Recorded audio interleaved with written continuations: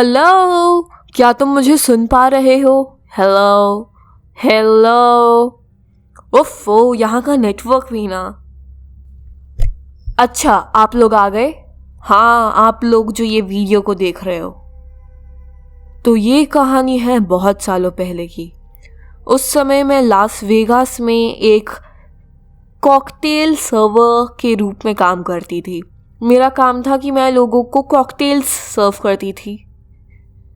And वो new year ewe मेरी worst new year ewe थी। उस दिन मेरे साथ क्या क्या नहीं हुआ। 2 ड्रिंक्स मेरे ऊपर स्पिल हो गए। एक वुमन ने मुझे एक्यूज किया कि मैंने उसके पैसे चुरा लिए हैं। एंड एक आदमी ने मुझे हरास किया था और इसलिए उसको शॉप के बाहर निकालना पड़ा। एंड मुझे कुछ 6-7 प्रपोजल्स मिले थे, पर उनमें से एक भी अच्छे नहीं थे। खैर, ये सब मेरे लिए यूजुअल था क्योंकि मैं बहुत समय से इसी काम को कर रही हूँ। जब तक मेरा शिफ्ट ख़त्म हुआ, मैं ऑलमोस्ट नीचे गिरने वाली थी। मैं बहुत ज़्यादा थक गई थी।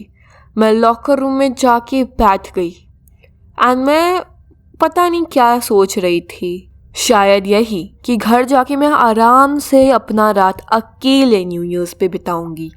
पर तभी मेरे फ़ोन पे एक मैसेज आता है मेरी फ्रेंड जेसिका से।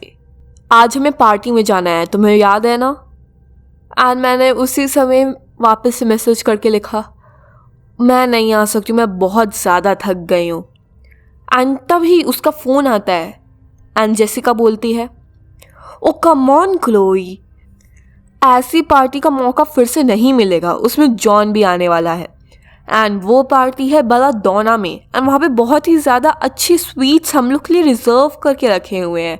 Like come on, just imagine, ऐसे पार्टी में आने का कितना ही मौका तुम्हें मिलता है।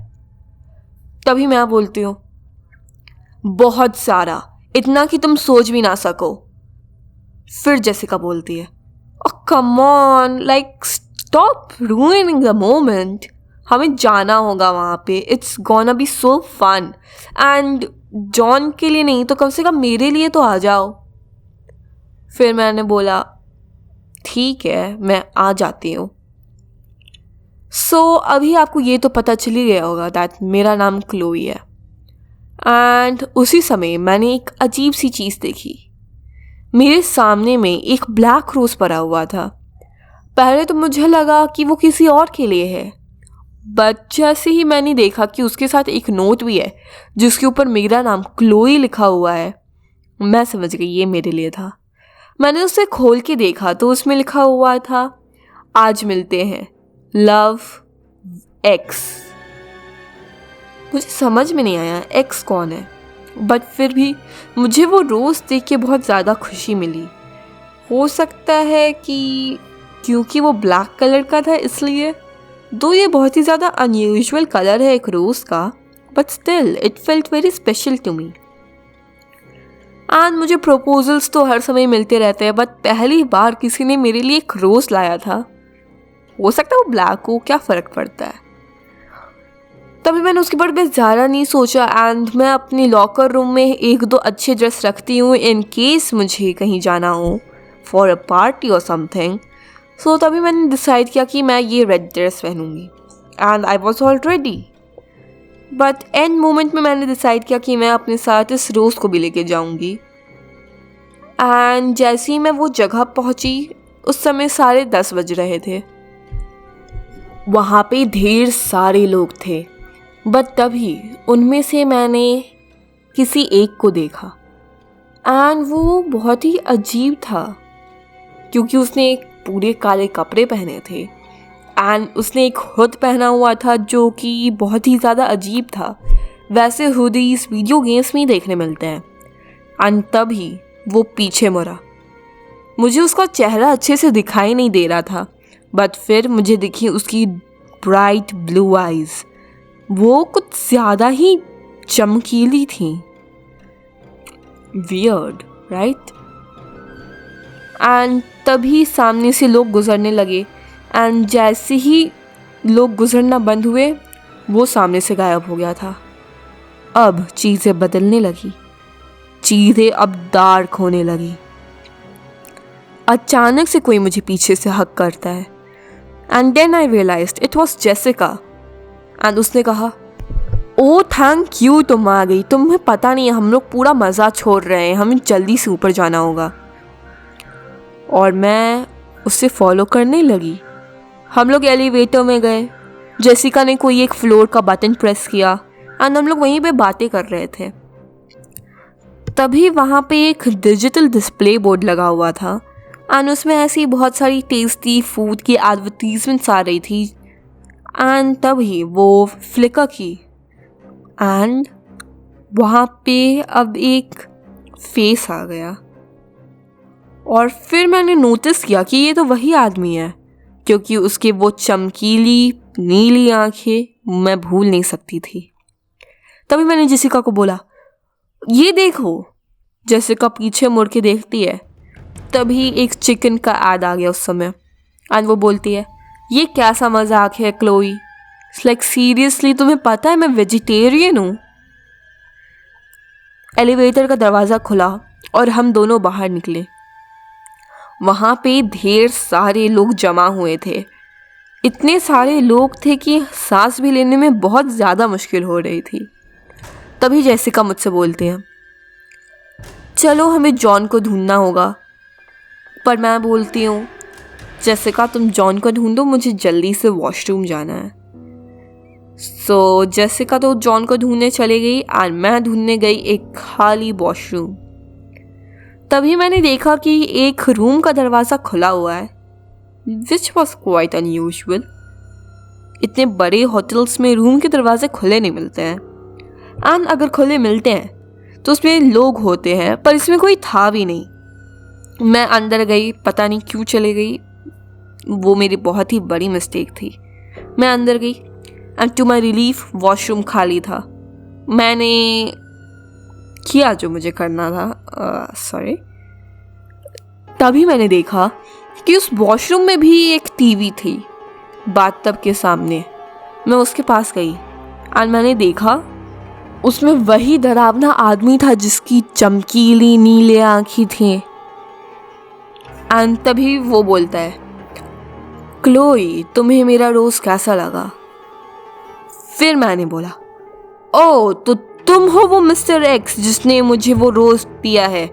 ये कुछ मजाक है क्या? बताओ तुम कौन हो, तुम्हें जॉन ने भेजा है क्या? मिस्टर एक्स बोलता है, जॉन कौन है ये? तभी स्क्रीन चेंज होके एक फोटो आती है जिसमें जॉन और जेसिका आपस में बात कर रहे हैं। मैं डर जाती हूँ एंड मैं वहाँ से भाग के बाहर निकलती हूँ। मुझे समझ में नहीं आ रहा था क्या हो रहा है मेरे साथ, पर मैं फिर से अंदर चली जाती हूँ क्योंकि मैंने नोटिस किया कि मैंने अपना फ़ोन वहीं पे छोड़ दिया है। मैं अंदर गई, मैंने अपना फ़ोन लिया, पर टीवी पे मिस्टर एक्स की फ़ोटो थी ही। वो फ़ोटो नहीं था, पता नहीं क्या था। उसे मेरी आवाज़ कैसे सुनाई दे रही थी। फिर वो बोलता है, मैंने सुना है कि तुम जॉन को पसंद करती हो। मैंने बोला, मिस्टर एक्स तुम कुछ भी बोल रहे हो, ठीक है? ये कौन सा मजाक है, इसे बंद करो प्लीज़।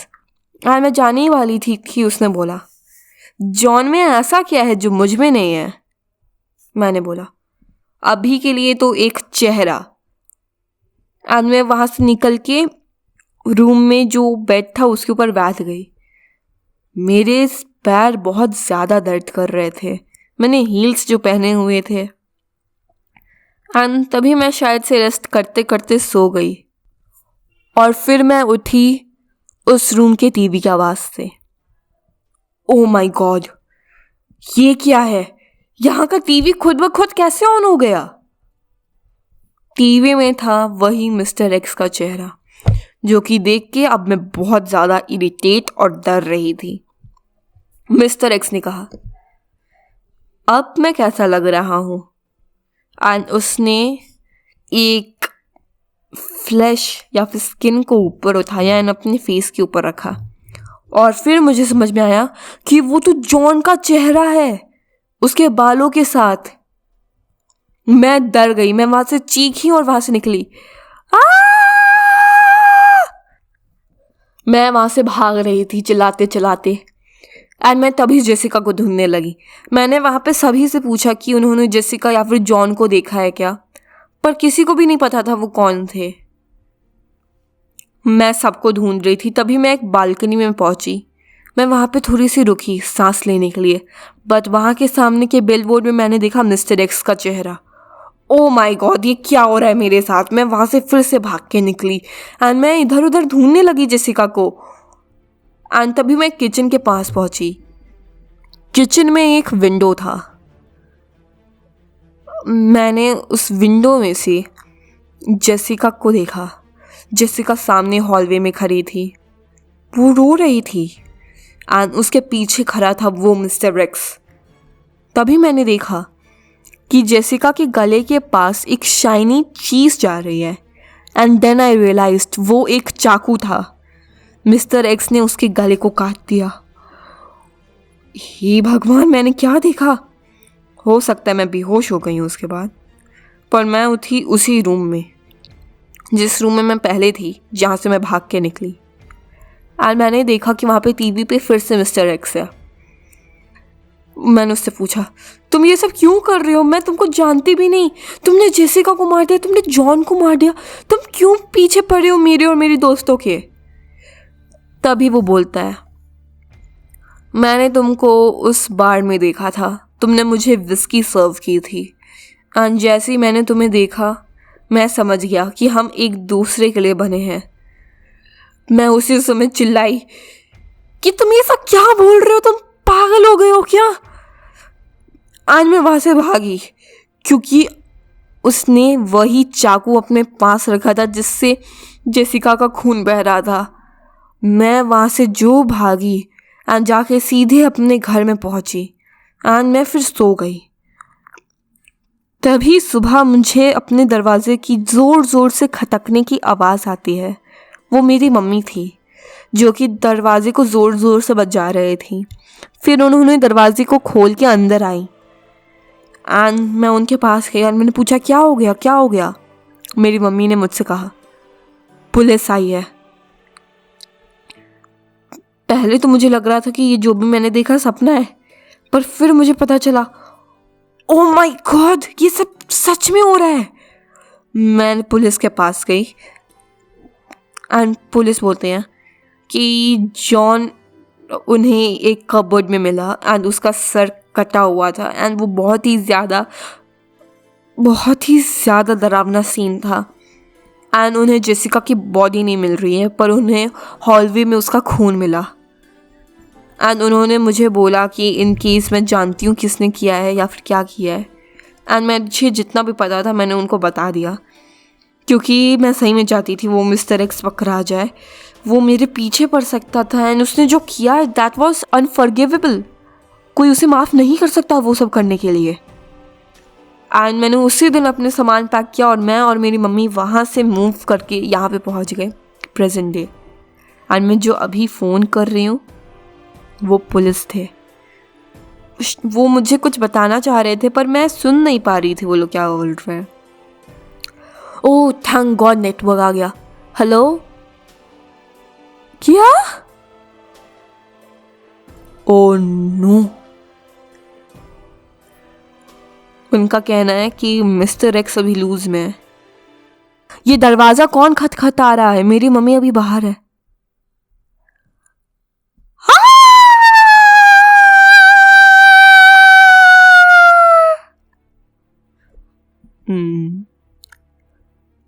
आगे क्या हुआ ये मैं अभी आपको बताती हूँ। आगे ये हुआ कि मिस्टर एक्स दरवाजे पे था एंड उसने क्लोई को भी मार दिया क्योंकि क्लोई ने उसकी बहुत ज़्यादा बेइज्जती की। हो सकता है वो उसे लगा, मुझे नहीं। तो कैसी लगी आपको ये कहानी? तो कमेंट डाउन मिलो और ऐसी ही और डरावनी कहानी सुनने के लिए हमारे चैनल को सब्सक्राइब करें। Thanks for watching.